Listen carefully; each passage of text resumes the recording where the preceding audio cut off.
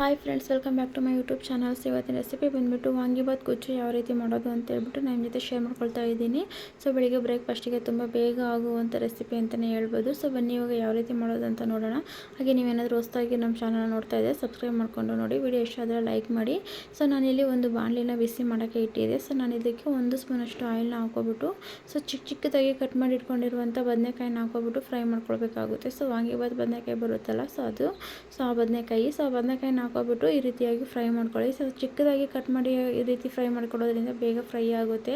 So ಚಿಕ್ಕದಾಗಿ cut ಮಾಡಿಬಿಟ್ಟು ಹಾಕ್ಕೊಂಡ್ಬಿಟ್ಟು ಇವಾಗ ಒಂದು 2 ರಿಂದ 3 ನಿಮಿಷ ಚೆನ್ನಾಗಿ ಫ್ರೈ ಮಾಡ್ಕೊಳ್ಳಿ. ಆಯಿಲಲ್ಲಿ ಹೈ ಫ್ಲೇಮಲ್ಲೇ ಇಟ್ಕೊಂಡು ಚೆನ್ನಾಗಿ ಫ್ರೈ ಮಾಡ್ಕೊಂಡು ಒಂದು 2 ರಿಂದ 3 ನಿಮಿಷ ಫ್ರೈ ಮಾಡಿಕೊಂಡ್ರೆ ಸಾಕು, ಫ್ರೈ ಆಗುತ್ತೆ. ಸ್ವಲ್ಪ ಬದನೆಕಾಯಿ ಎಲ್ಲ ಸಾಫ್ಟ್ ಆಗಬೇಕು.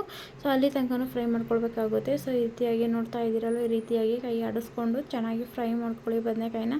ನೋಡಿ ಇವಾಗ ನಾನು ಫೈನಲಾಗಿ ತೋರಿಸ್ತಾ ಇದ್ದೀನಿ. ನೋಡಿ 2 ನಿಮಿಷ 3 ನಿಮಿಷ ಫ್ರೈ ಮಾಡ್ಕೊಬಿಟ್ಟು ನಾನು ನಿಮ್ಗೆ ತೋರಿಸ್ತಾ ಇದ್ದೀನಿ. ನೋಡಿ ಬದನೆಕಾಯಿ ಆಲ್ರೆಡಿ ಇವಾಗ ಫ್ರೈ ಆಗಿದೆ, ನೋಡಿ ಸಾಫ್ಟ್ ಆಗಿದೆ.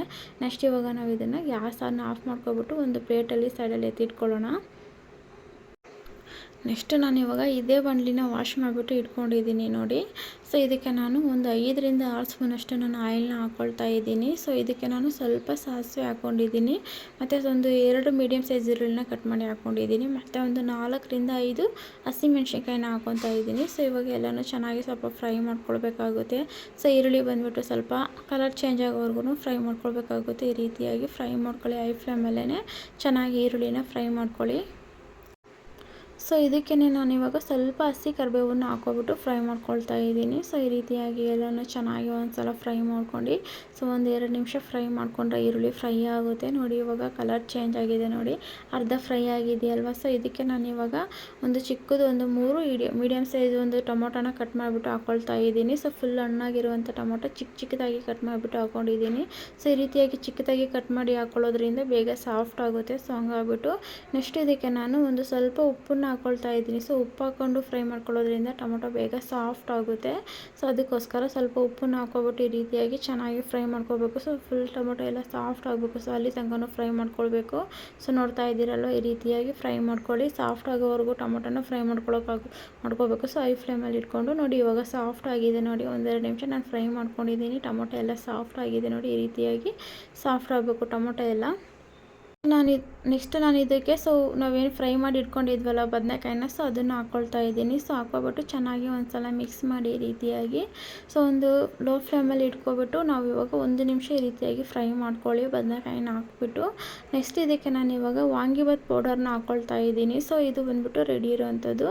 ಸೊ ಒಂದು 2 ರಿಂದ 3 ಸ್ಪೂನಷ್ಟು ವಾಂಗಿಬಾತ್ ಪೌಡರ್ನ ಹಾಕ್ಕೊಳ್ತಾ ಇದ್ದೀನಿ. ಸೊ ನಾವು ಪೌಡರ್ ಹಾಕ್ಕೊಳ್ಬೇಕಾದ್ರೆ ಲೋ ಫ್ಲೇಮಲ್ಲಿ ಇಟ್ಕೊಂಡು ನಾವು ಹಾಕ್ಕೊಂಡು ಮಿಕ್ಸ್ ಮಾಡ್ಕೊಳ್ಬೇಕಾಗುತ್ತೆ, ಇಲ್ಲಾಂದರೆ ಸೀದೋಗುತ್ತೆ. ಸೊ ಹಂಗಾಗ್ಬಿಟ್ಟು ಲೋ ಫ್ಲೇಮಲ್ಲಿ ಇಟ್ಕೊಂಡು ಮಿಕ್ಸ್ ಮಾಡ್ಕೊಳ್ಳಿ. ಈ ರೀತಿಯಾಗಿ ಒಂದು 2 ನಿಮಿಷ ಈ ರೀತಿಯಾಗಿ ಲೋ ಫ್ಲೇಮಲ್ಲೇ ಇಟ್ಕೊಂಡು ಫ್ರೈ ಮಾಡ್ಕೊಳ್ಳಿ ಚೆನ್ನಾಗಿ. ನೋಡಿ ಈ ರೀತಿಯಾಗಿ. ನೆಕ್ಸ್ಟ್ ನಾವಿಲ್ಲಿ ರುಚಿಗೆ ತಕ್ಕಷ್ಟು ಉಪ್ಪನ್ನು ಹಾಕ್ಕೊಳ್ಬೇಕಾಗುತ್ತೆ. ಸೊ ನೀವು ರುಚಿ ನೋಡಿಬಿಟ್ಟು ಉಪ್ಪನ್ನು ಹಾಕ್ಕೊಳ್ಳಿ.